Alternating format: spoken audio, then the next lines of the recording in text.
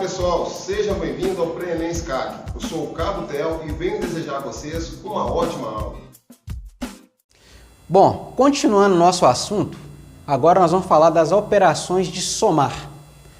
Eu vou ensinar para vocês um método tradicional, que é aquele que você aprende na escola, lá nos anos iniciais, e vou ensinar para vocês um método alternativo, um outro método para te ajudar. Bom, pelo método tradicional, como que a gente aprende na escola? A gente tem aqui então em cima as unidades, as dezenas e as centenas. Como que faz a soma? A soma acontece da direita para a esquerda. Vamos lá? Vamos somar aqui, ó. 3 mais 7, 10. Sobe 1. Foi assim que a professora ensinou? Professora lá do começo, quando você começou a estudar, lá nas séries iniciais, não foi assim? Pois é. Então vamos lá. 3 mais 7, 10. Vai 1, ó. Dezena, né? Não pode ficar 10 na unidade. Então foi lá 1 para dezena. Vamos somar de novo. 1 mais 4, 5. 7 mais 5, 12. Vai 1. E aí? 5 mais 2, 7 mais 1, 8. Tá aí, ó. Qual que é o método tradicional? O método tradicional, então, é da direita para a esquerda, colocando unidade debaixo de unidade, dezena debaixo de dezena e centena debaixo de centena. Temos aí o nosso método tradicional. Tá aí, ó. Resolvido. Bom, o que é o método alternativo?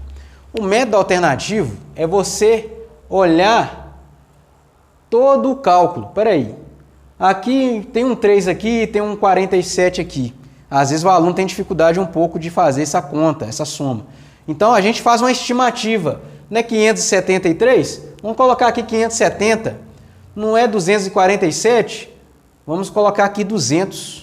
Então, fazendo uma conta de cabeça aqui, 570 mais 200, a gente já sabe que é quanto? 770.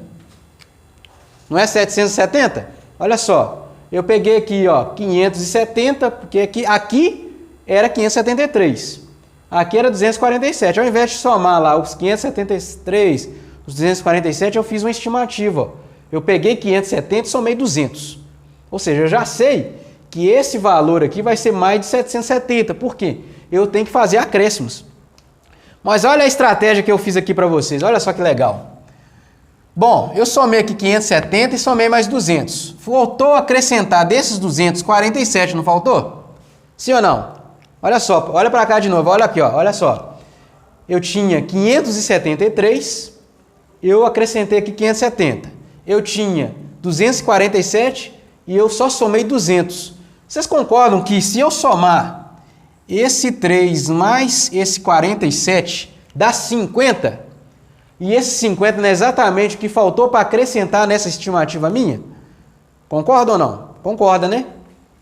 Faltou eu acrescentar aqui os 3 aqui da unidade e os outros 47 aqui, ó. Só que como eu fiz separado, 3 mais 47 é 50. Vamos somar então 3 mais 47. Vocês concordam que aqui, ó, eu tirei 3 unidades, ou seja, eu arredondei para 570. Ao invés de eu só fazer a soma com 247, eu arredondei para 200. Então, fazendo uma conta mais rápida, 570 mais 200, 770. E aí vocês concordam que eu deixei de somar aqui 50 unidades? O que são essas 50 unidades? Os 47 que faltou aqui e as 3 unidades que faltou aqui em cima. Então, nesse caso, faltou acrescentar 50. Então, o que a gente faz no método alternativo? A gente faz uma estimativa. A gente não vai pegar a soma e fazê-la toda. A gente faz uma estimativa mentalmente. Então, eu vou pegar aqui, em vez de pegar 573, eu peguei 570. Ao invés de pegar de 247, eu pego 200. Então, estimando esse valor já, ó, facilmente a gente chega no resultado de 770. Então eu sei que essa conta ela tem que dar mais de 770. Por que mais de 770? Porque faltou acrescentar que se precisar somar a conta como um todo, você vai pegar então os 47 que faltou aqui, mais as 3 unidades. 47 mais 3 dá 50. Aí acrescenta os 50. Olha, acrescentando 50 então, como é que vai ficar essa conta? 770 mais 50 vai dar os 820. Bom, qual que é a diferença, professor, do método tradicional para o método alternativo? Bom, o tradicional, então, como que ele funciona? Você soma da direita para a esquerda, unidade, dezena, centena, seguindo esse critério. O método alternativo, você faz uma estimativa. Você não vai pegar a composição toda, você pega partes daqueles valores que são mais fáceis para você ter uma noção, porque muitas vezes você não precisa fazer a conta por inteira, você só precisa ter uma noção de quanto que aquele resultado, na hora de marcar a resposta, está mais próximo, beleza? Porque você ganha tempo na hora da prova. Então vamos lá, aqui eu peguei então, no método alternativo, uma estimativa da primeira parcela, uma outra estimativa da segunda parcela, fiz uma soma mental mais rápida, cheguei rapidamente a 770. Então eu sei que o resultado, dentre as respostas minhas lá, que eu tivesse que marcar, essa conta teria que ser maior que 770. E aí, olhando as alternativas, qualquer valor que tiver acima de 770, se for o único valor, ele vai ser sua resposta. Mas se tiver valores um próximo do outro, aí você acrescenta aquilo que faltou, é o quê? 3 unidades aqui e 47 da parcela de baixo. Então acrescentou 50. Olha só como é que ficou mais fácil. 770 mais 50, 820. Chegou ao resultado mais fácil. E a diferença é o quê? Que aqui no método alternativo, ao invés de você fazer da direita para a esquerda, você faz da esquerda para a direita. Você faz uma estimativa, faz um cálculo mental mais rápido e chega no resultado.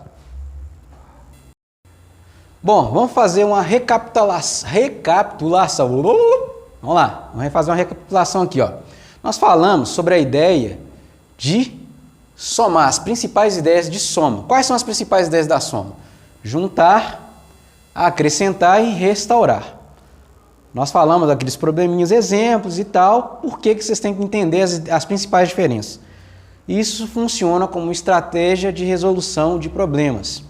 Agora, nós vamos falar um pouco das principais ideias que envolvem a subtração. Então, são elas: retirar, comparar e completar. Então, vamos falar sobre um pouco de retirar. Vamos pegar esse exemplo aqui, ó. Melissa tinha 20 reais. Melissa, então, tinha 20 reais de grana, ó, money, dinheiro. Ela foi lá na sorveteria e comprou o quê? Um pote de açaí. Quanto custava o açaí? 12 reais. A pergunta que não quer calar: com quanto dinheiro Melissa ficou? Bom, então, ela tinha 20, retirou 12, com quanto que ela ficou? 8 reais. Então, ou seja, ela retirou daquela quantia total que ela tinha 12, porque ela comprou um pote de açaí, ficando com 8 reais. Então, essa é a ideia de retirar da subtração. Agora, nós vamos falar um pouco de outra ideia, que é muito importante vocês entenderem a diferença. Qual que é a ideia? Comparar. Bom, Maísa tinha 10 pulseiras. Maria Fernanda, 6 pulseiras. Qual que é a pergunta? Quantas pulseiras Maísa tem a mais que Maria Fernanda? Bom, uma conta também de quê? Subtração. Vamos lá. 10 menos 6, 4. Então, comparando quantas a mais que Maísa tem 4 pulseiras a mais, ó. 4 pulseiras a mais.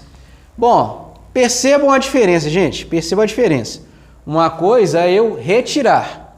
Outra coisa é eu comparar. Tem uma diferença sutil entre as ideias, mas tem, olha só. Uma coisa, ela tinha um montante, retirou desse montante algumas coisas. Outra coisa é eu pegar uma pessoa que tem uma quantidade de coisas, comparar com outra pessoa que tem outra quantidade de coisas. E aí a gente fez o quê? Uma comparação. E por fim, nós vamos falar agora da ideia de completar. Então o Gabriel ele tem um videogame e ele estava jogando um jogo que tinha 12 fases. O Gabriel passou por 9 fases. Quantas fases faltam para o Gabriel completar o jogo? Bom, se o jogo tinha 12 fases e ele já passou por 9, quantas fases restaram? 3 fases. Então, gente, olha só. É muito importante que vocês entendam as principais ideias que estão por detrás da soma, falei lá atrás, né? Juntar, acrescentar, restaurar e entender as principais ideias da subtração, retirar, comparar e completar. Por que que estamos falando disto? Lembra lá do TRI? TRI é importante porque ele é seu primeiro planejamento mental que você tem que ter na hora de fazer a prova. Olha, pera aí, o TRI fala que se eu acertar as difíceis e errar as questões fáceis, o que vai acontecer comigo? Eu vou levar a bomba. Agora, se eu tiver uma coerência nas minhas respostas, acertei todas as questões fáceis, acertei as médias, mas errei as difíceis, a minha nota vai ser melhor do que eu acertar todas as difíceis, acertar algumas médias e errar todas fáceis. Então, continuando aqui, temos que saber então as principais ideias que envolvem a soma, né? Juntar, acrescentar, restaurar. Depois, falamos aqui sobre as principais ideias que envolvem a subtração, retirar, comparar, completar. E aí, como eu falei, né? São ideias importantes para poder ter uma estratégia de resolução de questões na hora da prova. Daqui a pouco a gente vai fazer algumas questões para vocês perceberem um pouco das diferenças, como que funcionam as questões do Enem que envolvem esse assunto de adição e subtração. E agora nós vamos falar um pouco então sobre as operações de subtração. Quais são as principais ideias? Falamos daquela mais um pouco para trás aí da operação de soma, do método tradicional e o método alternativo. Agora nós vamos falar um pouco das operações de subtração, como que vai funcionar. Vamos lá, vamos continuar. Bom, vamos falar então agora de operação de subtração. Lá na operação de adição eu mostrei para vocês o método tradicional e o método alternativo. Da mesma forma, nós vamos falar agora nas operações de subtração, o método tradicional e o método alternativo. E aí eu trouxe algumas contas para vocês verem como que um e outro, a diferença de um e outro. Vamos lá, vamos fazer aqui o método tradicional, olha só. Se eu fizer 16 menos 8, o que é o método tradicional? Vocês não vão pegar um emprestado aqui, ó. E aqui vai ficar então 16 menos 8? Uai, peraí. Adiantou pegar emprestado uma unidade aqui? Olha só para você ver. Não era já 16 menos 8? No método tradicional, então, você não vai pegar uma unidade emprestada e somar aqui? Não ficou lá 16. Uai, mas deu 16 menos 8, ué. E aí? Como é que sai dessa situação? Eu não peguei emprestado um aqui, somei aqui com 6, 10 unidades, não ficou 16? Ó, deu 16 menos 8 da mesma forma. Ah, adiantou? Não adiantou, né? Então, essa às vezes é a dificuldade do método tradicional. Por quê? Em alguns casos, o cálculo pode ficar engessado. Mas vamos para o método alternativo aqui então, olha só. Ao invés de eu subtrair 16 menos 8, eu faço uma conta mais rápida, eu faço uma estimativa, olha só. Em vez de tirar 8 de uma vez, eu tiro 6. Se eu tirar 6, vai ficar quanto aqui? Vocês concordam que vai sobrar 10? Concordam? Mais fácil, né? Olha só para você ver. Eu tinha 16 menos 8. Eu fui usar o método tradicional, voltou para o 16. Adiantou fazer essa conta? Não. Deu um nó na minha cabeça, né? Mas agora aqui não, olha só. Eu peguei 16, ao invés de subtrair 8, eu subtraí 6, sobrou 10. Opa! Eu não tenho que fazer mais uma retirada, não tenho? De quanto? De 2, né? faço uma retirada de 2. E aí sim, nós temos o resultado. Quanto que dá 10 menos 2? 8. Então, olha só. O método alternativo é para você não ficar engessado. O que é o engessamento aqui? Olha só. No método tradicional aqui, se eu vou pegar emprestado, como que foi vocês aprendendo na escola lá, vai acontecer de ficar 16 menos 8 de novo. Adiantou alguma coisa? Não, aí dá um nó na cabeça. E agora, professor? O que eu faço? Vamos lá para o método alternativo. No método alternativo você faz estimativas ou compensações. E aí isso te ajuda o quê? Na hora de resolver o problema. Ao invés de diminuir 8, eu subtraí quanto? 6. Ficou uma conta mais fácil. 6 menos 6 dá 0. Então sobrou 10. Ah, mas não era 8? Era. Eu tirei 6, tem que fazer mais uma retirada. Quanto que ficou? Sobrou 8. Tá aí, ó. Método alternativo bem mais fácil. Uma outra forma de fazer essa conta é fazendo uma compensação, né? Eu acrescento, por exemplo, 16 mais 4 dá quanto? Dá 20, né? E 8 mais 4 dá 12. Lembrando que esse sinal aqui, ó, é da operação toda. Vamos colocar até um parênteses aqui para não dar estresse. Ok? Então, 20 menos 12 é uma conta mais fácil do que essa. Dá 8 lá. Ó. Entenderam a diferença de um procedimento para o outro? Mas aí fica a pergunta, né? E aí, professor? Pelo método tradicional, como que eu resolvo 1 milhão menos 278.052? Essa é a pergunta que não quer calar. Como que eu faço essa conta aqui pelo método tradicional? Sendo que eu vou ter que pegar um emprestado aqui, aí vai passando, até chegar ali. E aí, como é que eu saio dessa cilada aqui, gente? Como que eu saio dessa cilada? Eu tenho 1 milhão e subtrair 278.052. Só que se eu pegar emprestado esse 1 aqui, vai ter que passar por todas as casas, não vai? Vai ser difícil fazer essa resposta aqui, né? Bom, então vamos pelo método alternativo daqui, então. Ó. Vamos lá, vamos pelo método alternativo.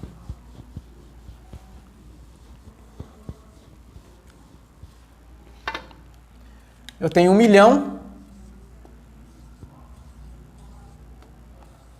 E aí, professor, o que eu vou fazer para sair dessa cilada? Meus amigos, olha a mágica. Subtraia 1. Vamos subtrair 1 para ver quanto que vai dar isso aqui? 1 milhão menos 1, dá, vocês concordam que vai dar 999, 99, 99, 99, 99? Concordam? Oh! Já tá uma conta mais fácil de fazer, não tá? Agora, o que vai acontecer? Agora que é a pegadinha, ó, presta atenção. Desse 278.052, eu não subtraí 1. Quanto que eu tenho que subtrair agora? Hã? Quanto que eu tenho que subtrair agora? 278.051. Olha lá, ó. Por quê? Porque eu já retirei uma unidade. Por que eu retirei essa unidade, professor? Para facilitar o meu cálculo. Olha lá, ó. Eu tinha 1 milhão para subtrair aqui. Se fosse pelo método tradicional, eu teria que pegar emprestado para cada um aqui e fazer uma confusão danada. Então, vamos lá. Você tem que ter estratégias na hora da prova, de fazer essas contas. São muitas contas, você tem que ter ali jogo de cintura e ter estratégia. Então, o objetivo dessa aula é justamente te ensinar a dar o pulo do gato. Você faz o pulo do gato lá, mas tem que ter atenção nos cálculos, né? Senão vai para a vala. Então, olha só. Nessa conta aqui eu tirei uma única coisa, sobrou 999.999. Aí, como eu já tinha feito uma retirada, desse 278.052 eu vou tirar 278.051. E aí a nossa conta fica, ó, uma maravilha. Vamos lá. 9 menos 1, 8. 9 menos 5, 4. 9 menos 0, 9. 9 menos 8, 1. 9 menos 7, 2. 9 menos 2, 7. Tá aí o nosso resultado, né? Nosso resultado tá aí, ó, olha só para você ver, ó. um número bem mais fácil do que eu fazer isso aqui pelo método tradicional. Às vezes o aluno chega aqui e fala assim, não, lascou, eu não sei como é que eu faço essa conta. Mas aí, o que você faz? Faz compensações. Eu tinha 1 milhão, um número aqui é cheio de outros números que não dá para fazer essa subtração direta. Tira uma unidade, olha o que aconteceu aqui, ó. Esse 1 milhão passou a ser 999.999. Aí, lembrando que você já tinha feito uma retirada, faz uma retirada, observando aqui, e aí sim, fazendo as contas pelo método tradicional de novo, a gente chega ao resultado bem mais fácil. Entenderam a diferença, gente? Por que é importante? Por que eu estou frisando na questão da adição, na questão da subtração? Por quê? Lembrando de novo do TRI. As questões mais fáceis, se você acertar elas, bem como as médias, a tendência é que sua nota na prova do Enem seja para qualquer disciplina, viu, gente? Não é só para matemática. Eu estou falando na aula de matemática que isso é uma estratégia para vocês já aprender a se virar na hora da prova, porque né, matemática tem que fazer muita conta, ela tem um peso maior que as demais provas, porque só a prova de matemática são 45 questões, então, ou seja, de 180 questões, você ter 45 só de uma disciplina, né? Então ela tem um pouco mais de peso. Então, por isso que eu estou ensinando esses pulos do gato, essas alternativas aqui para vocês irem para a prova com mais tranquilidade, ok? Então, fechamos essa parte de soma aqui. Agora nós vamos entrar na parte de exercícios, eu vou fazer algumas questões com vocês, para vocês já sentirem como é que é as questões do Enem, de matemática, vocês familiarizarem com as ideias que estão aí, que foram ensinadas hoje. Vamos lá. Bom, vamos então resolver algumas questões do Enem para vocês familiarizarem com o jeito das questões, o que o Enem gosta de cobrar. Essa questão que eu vou resolver, ela é do assunto de adição e subtração, que é o assunto que a gente está falando, né? E foi considerada uma questão fácil. Então vamos lá, o que é a questão? Alguns modelos de rádios automotivos estão protegidos por um código de segurança. Para ativar o sistema de áudio, deve-se digitar o código secreto composto por 4 algarismos. Então, para quem aí sabe, tem lá um rádio, o carro costuma ter um rádio e tem um código de 4 algarismos. Então, aqui, ó, tá aqui um código de 4 algarismos.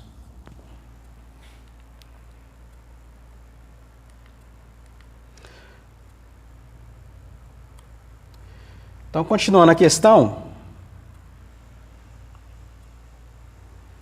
para ativar o sistema de áudio, deve-se digitar o código secreto composto por 4 algarismos. No primeiro caso de erro de digitação, a pessoa espera 60 segundos para digitar o código novamente. Então, olha só, a gente tem que entender o problema. Ó. Se a pessoa errar,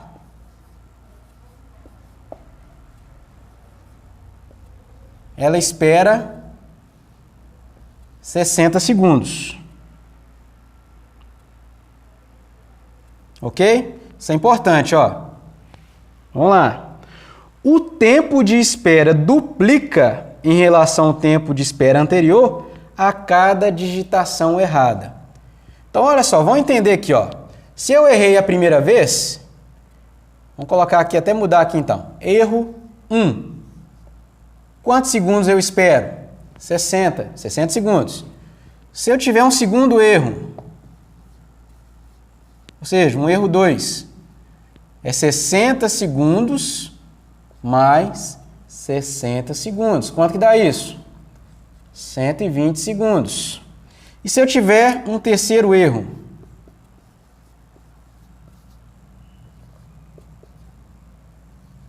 (60 segundos mais 60 segundos mais 60 segundos, isso é igual a 180 segundos, ok? O que mais que a questão fala para a gente?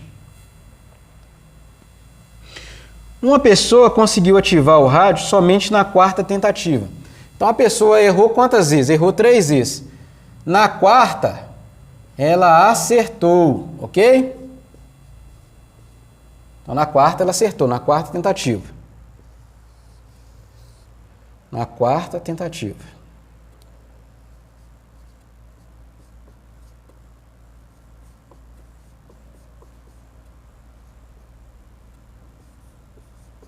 E aí é o seguinte. Uma pessoa conseguiu ativar o rádio somente na quarta tentativa, sendo 30 segundos o tempo gasto para a digitação do código. Então, olha só, gente. Aqui, ela tem um tempo quando ela erra e ela tem um tempo quando ela acerta. E ela fala o seguinte, o tempo de... Ela gasta 30 segundos para digitar o código para ativar, então, ele no rádio. Então, para cada erro que ela cometeu aqui, ela não gastou um tempo para digitar? Então, a gente vai dividir esse problema em duas situações. Vamos lá.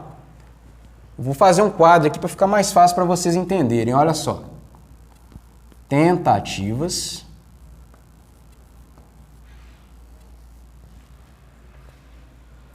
Né? Aí a gente tem aqui tempo de digitação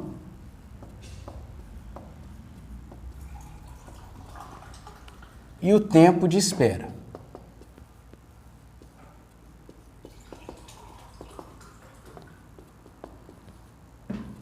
Vamos lá.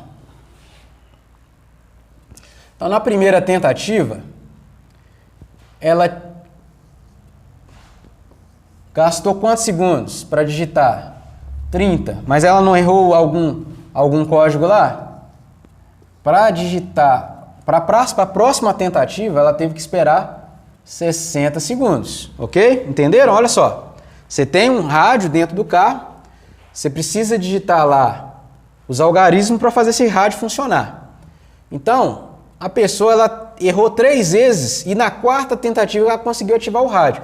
Ela foi falando, olha, para cada erro ela espera 60 segundos e isso vai duplicando a cada erro em relação ao anterior. Então, na primeira tentativa, ela gastou 30 segundos para digitar, mas ela errou. Então, ela teve que esperar 60 segundos para fazer a segunda tentativa.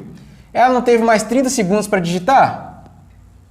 30 segundos. Mas ela não errou de novo? Só que aqui, ó, é o pulo do gato, ó. O problema da questão está justamente aqui, ó. Muito aluno erra, ele acha que é 60 segundos.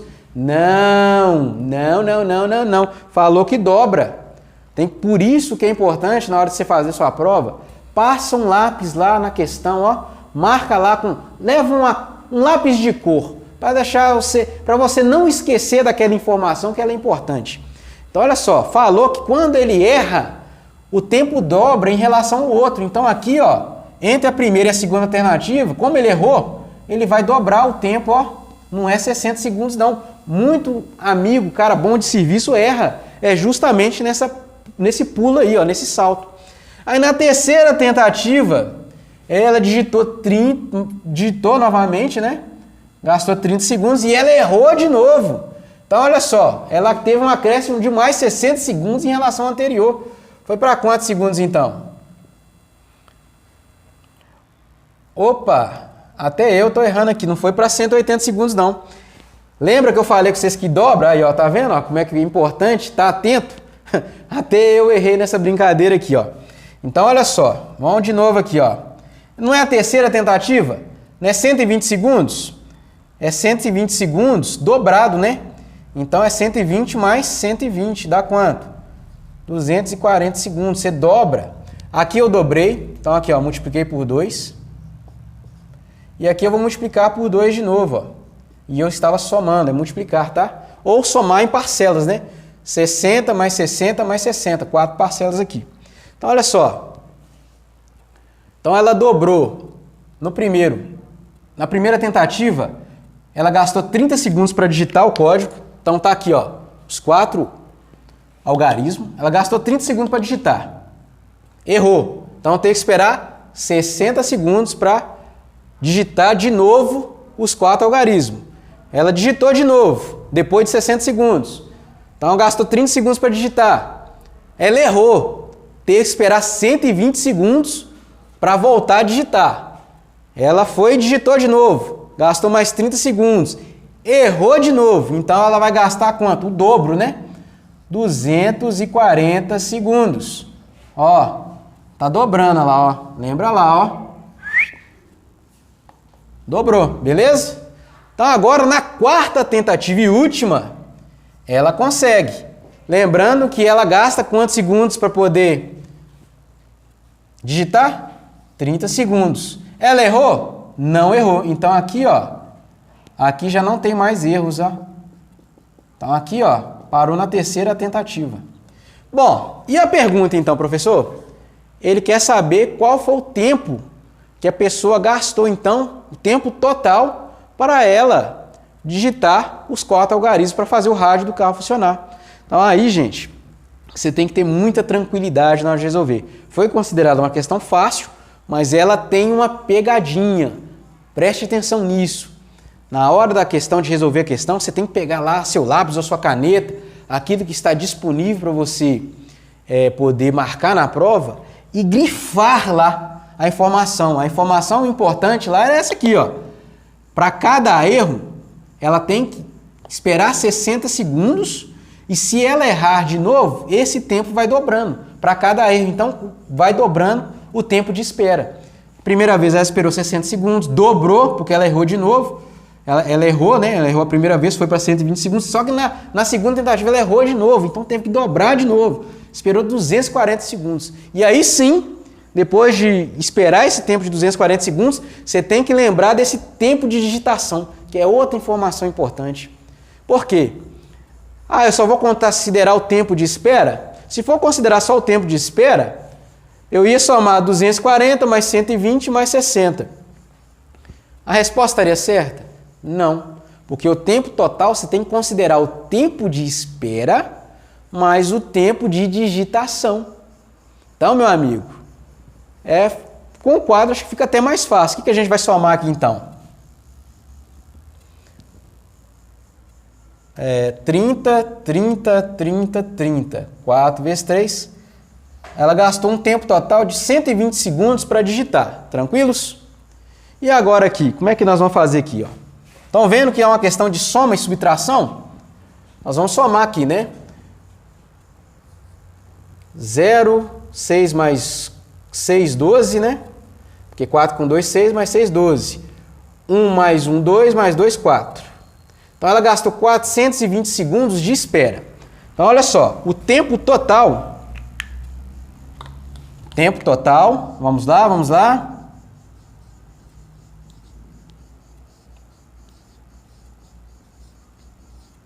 É igual ao tempo de digitação, 120 segundos, mais 420 segundos. E isso vai ser, então, quanto? Quanto que vai dar isso aí? Vai dar, então, 540 segundos. Então, a nossa resposta aí é 540 segundos. Seria a alternativa C. C seria a nossa resposta aí nessa primeira questão. Todos tranquilos? Entenderam? Então, recapitulando, ele quer saber quanto tempo que a pessoa gasta para digitar os 4 algarismos para fazer o rádio, aquele rádio bacana lá do seu carro, funcionar. Então, tem uma codificação. Ele fala que quando você erra, você espera 60 segundos, só que esse tempo dobra para cada erro que você ter sucessivo, né, sequente. Só que a questão do tempo não é só do tempo de espera, você tem um tempo para digitar. Para cada digitação que você faz, você gasta 30 segundos. Então você tem que considerar o tempo que você gasta para digitar e o tempo de espera. Aí sim você vai ter a informação do tempo total. Então o comando da questão você tem que entender. O que é o comando da questão? Qual que é o tempo total que é gasto para a pessoa então fazer o rádio funcionar? Você tem que ter em mente, então, que esse tempo total é o tempo de digitação mais o tempo de espera. E aí sim, a gente chega na resposta, que aí é a nossa letra C. Não está aqui projetado, mas vocês vão ver aí na nossa gravação. Bom, vamos fazer uma próxima questão, então. Questão do Enem também, do ano de 2018, ela fala assim, ó. Um edifício tem uma numeração dos andares iniciando no térreo. Vamos fazer só um desenho para vocês terem uma noção aqui, ó. Então tem um prédio, né? E a numeração começa a partir do térreo. E continuando com o primeiro, segundo, terceiro, até o último andar. Então, gente, é só imaginar um elevador, né? Que vai subir até o último andar. Uma criança entrou no elevador e, tocando no painel, seguiu uma sequência de andares, parando, abrindo e fechando a porta nos andares. A partir de onde entrou a criança, bom, importante isso aqui, ó. Ele falou qual andar que a criança entrou? Não falou. Então, é importante destacar lá, ó.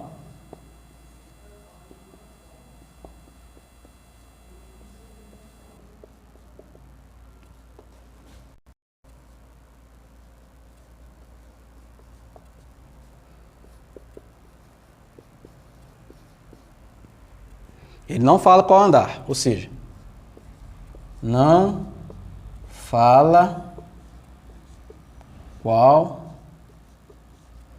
andar a criança entrou. Não fala qual andar. É importante isso aqui, viu, gente? Ó. Ele não falou, beleza? O elevador, então, subiu. Aí agora nós temos que fazer um joguinho aqui, ó. Então, olha só, a criança entrou.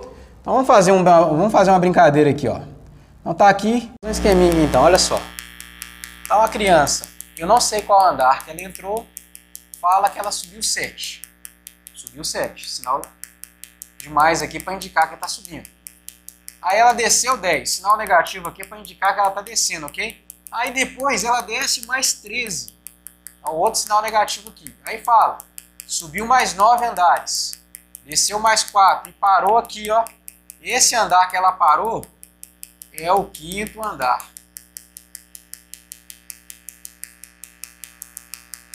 Quinto andar. Beleza. Aí a pergunta da questão é, qual que é o último andar? Bom, por esse esqueminha aqui, a gente consegue ter uma noção de qual seria o último andar. O último andar, vocês concordam pelo nosso esqueminha, seria esse topo aqui, ó, desse esqueminha nosso? Esse seria o último andar? Então, como que a gente faz para poder chegar à resposta dessa questão? A gente faz o caminho inverso. O que é o caminho inverso? Olha só, eu não estou aqui no 5º andar? Para chegar ao 5º andar, eu não tinha descido 4 andares? Então, a gente faz o caminho inverso, ó. Eu subo 4. Subindo 4, a partir do 5 eu vou parar no 9º andar. Concordam? Bom, no 9º andar, antes de chegar no 9º andar, ele tinha subido 9 andares. Então, para saber o próximo andar, eu faço o processo inverso. Não tinha subido 9 para chegar no 9º? Desce 9. Ué, mas se eu estou no 9º, desci 9, qual andar que eu parei? Parei no térreo, né? Eu parei no 0. Então, aqui, ó, é o térreo. Por quê? Eu estava no 9º, desci 9 andares. Ou seja, eu parei no térreo, eu parei no 0. Bom, a partir do 0, ele subiu, então, fazendo o processo inverso, lembrando, 13 andares. Então, esse andar aqui, ó, lembrando que 13 é galo, então esse andar aqui é o quê? É o 13º andar. Lembrando aí, 13 é galo. Aí, ó, tá no andar do galão da massa, viu? Para quem é atleticano aí, esse é o andar do galão da massa. Então, aqui, ó, 13º andar. E aí, para chegar no 13º andar, ele tinha descido 10. A gente vai subir mais 10. Uai, se eu estou no 13º, subo mais 10, eu vou para o 23º andar. Opa, peraí, professor. Aquele topo ali não é indicativo de que era o último andar? É ou não é? Aí, ó. O nosso último andar, então, é o 13º. Bom, então, respondendo a questão, seria o 23º andar, letra C de coração. Beleza? Letra C de coração. Então aqui, ó. Nossa resposta é o 23, 23º andar. Mas aí, gente, você um pouco mais específico com você. Se perguntasse assim, ó, pode cair, tá? Pode cair. Mesmo esquema de questão, mas em vez de perguntar qual que é o último andar, ele te pergunta assim, qual andar que a criança entrou. Bom, a gente já sabe como que faz, não sabe?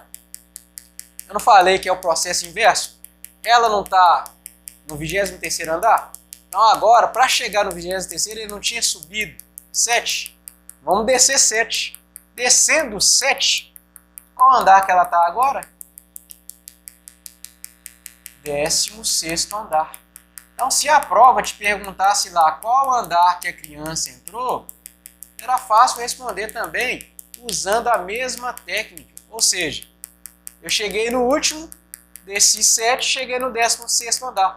Então, a nossa criança entrou no 16º, subiu 7 andares, parou no 23, desceu 10 andares, parou no andar do galão da massa, que é o 13º, desceu 13, parou no térreo, subiu 9, parou no 9º, desceu 4, chegou no 5º andar. Beleza? Então aí está aí a nossa questão. Questão número 2, aí, a prova do Enem 2018 foi considerada uma questão fácil. A estratégia de resolução dela é importante fazer esse esqueminha, por quê? Porque te ajuda a entender, mas ela tem uma outra forma de resolver também. Qual que seria essa forma? Por equação de primeiro grau, só que a gente não chegou lá ainda. Então a gente vai deixar isso para uma outra conversa, para um outro bate-papo. Por enquanto está aí a resposta. Espero que todos tenham entendido a forma de resolver. E outra coisa, gente, aqui ó, foi pergunta do último andar, mas se ele te perguntasse qual andar que a criança entrou, eu consigo fazer? Consigo saber também, beleza? Então, entendam a questão, treinem, que o treinamento é que te faz aguentar correr lá a maratona da Pampulha, a maratona lá da... Como é que chama aquela outra maratona de São Paulo? Corrida de São Paulo, eu esqueço o nome. Mas nenhum maratonista, meu amigo, ele deixa para correr um dia antes. Ele sempre treina. E matemática, você só aprende treinando, resolvendo exercício. Tem que aprender a parte teórica? Tem sim. Mas também, principalmente, é pegando na prática, resolvendo o exercício que você vai aprender mais, beleza? Então, para a nossa última questão, envolvendo o assunto de adição e subtração, ela foi a questão do Enem de 2017, também foi considerada uma questão fácil, ok? Lembrando aí do TRI, gente. Entendo aquela primeira parte da aula que eu falei do TRI, meditem sobre aquilo e em todas as disciplinas do Enem, pensem sobre isso, ok? Vamos lá. Em um parque, há 2 mirantes de alturas diferentes, que são acessados por elevador panorâmico. Então aqui, ó, você tem o mirante 1, você tem o elevador, que sobe até o topo do mirante 1, você tem aqui um elevador panorâmico, né, que vai de um mirante de um topo para outro, o mirante 2 e o elevador do mirante 2. O topo do mirante 1 é acessado pelo elevador 1. Então está aqui o elevador 1, enquanto que o topo do mirante 2 é acessado pelo elevador 2. Eles encontram uma distância possível de ser percorrida a pé. Então aqui, ó, você pode transitar entre um mirante ou outro a pé também, ó. Tá vendo aqui, ó, essa distânciazinha aqui? E entre os mirantes há um teleférico, ó, aqui o teleférico aqui, ó, que os diga que pode ou não ser utilizado pelo visitante. Olha só, o visitante ele pode subir pelo elevador 1, pegar o teleférico e ir ao topo do elevador 2 e descer. Ao topo do mirante 2 e descer. Isso é um dos caminhos que ele pode fazer.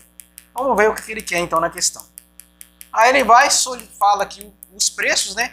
Para subir pelo elevador 1 você paga 15 centavos. Para subir pelo elevador 2 você paga 1,80. Para descer pelo elevador 1 você paga 10 centavos. E para descer pelo elevador 2, 2,30. O custo, então, da passagem do teleférico partindo do mirante 1 para o topo do mirante 2, então qual que é o sentido aqui, ó? Do mirante 1 pelo teleférico para ir para o mirante 2, isso aqui eu estou falando teleférico, gente. ele cobra aí R$2. R$2. E do topo do mirante 2 para o topo do mirante 1, ele cobra R$2,50. Então agora é o caminho contrário. Isso eu estou falando pelo teleférico, viu, galera?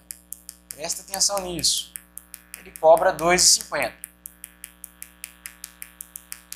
Aí a pergunta é, qual é o menor custo em real para uma pessoa visitar os topos dos dois mirantes e retornar ao solo? Bom, vamos lá, gente. É uma questão, então, de adição e subtração, ok? É uma questão que precisa saber análise combinatória, porque, assim, do ponto de vista matemático, se fosse fazer ela pensando detalhe por detalhe, você teria que fazer as várias possibilidades de caminhos que a pessoa deveria fazer e fazer a soma desses custos. Então, ou seja, a gente teria que testar os caminhos possíveis, por exemplo, e somar os custos desse caminho. Então, por exemplo, olha, eu poderia entrar aqui pelo caminho, pelo mirante 1, né? Subir pelo elevador do mirante 1, eu pagaria 15 centavos. Do teleférico, do topo do mirante 1 ao topo do mirante 2, pelo teleférico, eu pagaria R$2. Então, eu ia já pagar inicialmente R$2,15. E aí, para descer, chegando aqui no topo do mirante 2 e descer, eu pagaria, descendo então pelo mirante 2, R$2,30. Então, eu já tinha gastado R$2,15 mais R$2,30, então são R$4,45. Olha lá, R$2, isso, mais 15, R$2,15, mais R$2,30, né? Para descer. Então, olha só, subiu o elevador 1, chegou no topo, pegou o teleférico, ficou no elevador 2, desceu. Aí vai gastar aí R$4,45 para fazer essa rota. Será que essa rota é a mais barata? Bom, ele falou que o turista, né, ele pode passar por aqui, ó. Bom, vamos lá, gente. Se ele passar, se ele não acessar aqui, vocês concordam que esse custo do teleférico ele não vai ter? Então a tendência é que se ele eliminar o custo do teleférico, ele gaste um valor mais barato, concorda? Porque se ele pagar o teleférico tanto para ir do mirante 1 para o mirante 2 ou do mirante 2 para o mirante 1, ele vai ter um custo. Mas se ele for a pé de um mirante a outro, ele vai ter um custo a menos, concorda? Então esse aqui foi só um caminho que eu mostrei para vocês, dentre as várias possibilidades que ele tinha de fazer esse trajeto. Mas como ele quer o menor custo, então a gente vai considerar o menor custo aquele que ele não pegue o teleférico, porque o teleférico é um custo a mais. Então vamos lá, vamos fazer esse trajeto aqui, ó. Vamos fazer aqui esse trajeto. Como é que vai ser? Vamos lá. Se o turista, então, ele subir o mirante 1 e descer o mirante 1, quanto que ele gasta? Vamos lá, qual que é o gasto dele? Eu vou subir, então, pelo elevador 1. Se eu subir, eu pago 15 centavos. Beleza?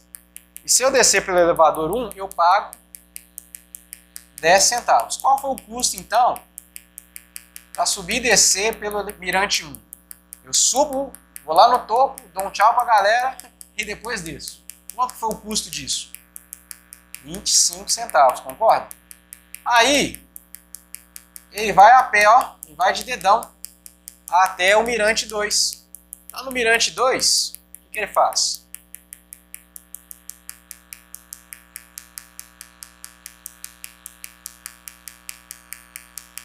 Ele tem um custo. Então, para subir pelo elevador 2, ele tem um custo que é quanto? R$1,80. Para descer pelo elevador 2, ele tem outro custo, 2,30. Qual que foi o custo total, então, dele subir e descer só pelo Mirante 2? Vamos lá. 2,30 mais 1,80. Né? Lá. R$ 4,10. Bom, olha só, vamos entender aqui então. O nosso turista, ele optou, ao invés de passar pelo teleférico, ele subiu o Mirante 1, deu um tchau pra galera. Oi galera, beleza? Desceu pelo próprio Mirante 1. Aí ele foi de dedão, ó. Foi de dedão. Foi a pé até Mirante 2, ó. Foi a pé. Subiu o Mirante 2. Foi lá no topo. Fala galera, beleza? Deu tchau pra galera lá. E desceu pelo próprio Mirante 2. Então no Mirante 1 ele gastou 25 centavos. No Mirante 2, 4,10. Então o menor custo é somar o tanto que ele gastou. Tanto no Mirante 1 quanto no Mirante 2. Ó. Então vamos lá. 4,10 ele soma com 25 centavos. Ó. Qual que foi esse menor custo? 4,35.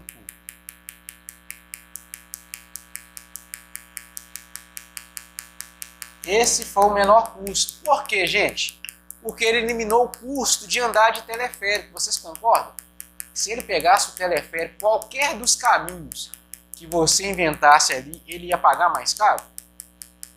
Porque ele deu a opção do nosso turista ir a pé. Então, nesse trânsito dele ir a pé, ele elimina o custo de quem? Do teleférico. Então, fica fácil aí fazer esse raciocínio. Então, ele poderia subir e descer o Mirante 1 e ir a pé, igual a gente mostrou aqui, subir e descer o Mirante 2. E aí sim, o menor custo é aquele que a gente elimina o quê? O gasto a mais do teleférico. Tranquilos? Então, a nossa resposta aí também é C, né? De coração para vocês aí, ó. Fechamos as questões de hoje. Então, lembrando que o aluno ele tem que lembrar que o vestibular é uma maratona. Maratonista, gente, ele não treina um dia antes da prova, não. Ele tem toda uma estratégia para vencer a maratona. Ele tem uma adequação alimentar, ele tem um treinamento com um educador físico, ele faz uma musculação, ele vai fazendo tiros curtos de corrida, até chegar no dia da corrida e dar conta de fazer a maratona dele.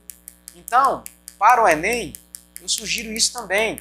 Olha, já falamos do TRI, que é importante acertar as questões fáceis, as questões médias, ainda que você erre as questões difíceis, tá tranquilo. Você não pode chegar lá, chutar tudo e errar, acertar as difíceis. Ah, eu acertei a questão difícil, eu marquei. Mas não adianta, meu amigo. Errou a questão fácil e acertou a questão difícil, tem um cálculo para isso lá que faz sua nota cair. Então, como um professor experiente aí na área do Enem, eu aviso para vocês, olha, comece sua maratona, tenha uma estratégia, compre um caderno, faça os exercícios de matemática, a apostila está lá, vai ter os exercícios para vocês resolverem, assistam às nossas aulas, tenha disciplina de estudos, é importante você ter disciplina, porque aquele aluno que não tem disciplina é igual uma maratonista que quer correr uma corrida aí da Pampulha, 18 km, sem nunca ter treinado nada. Chega lá e bate a caçuleta. Então o que acontece? Sejam disciplinados, tenham essa iniciativa de fazer os exercícios, não só da minha matéria, né, das demais matérias, e coloque o lema na cabeça de vocês, vá e vença.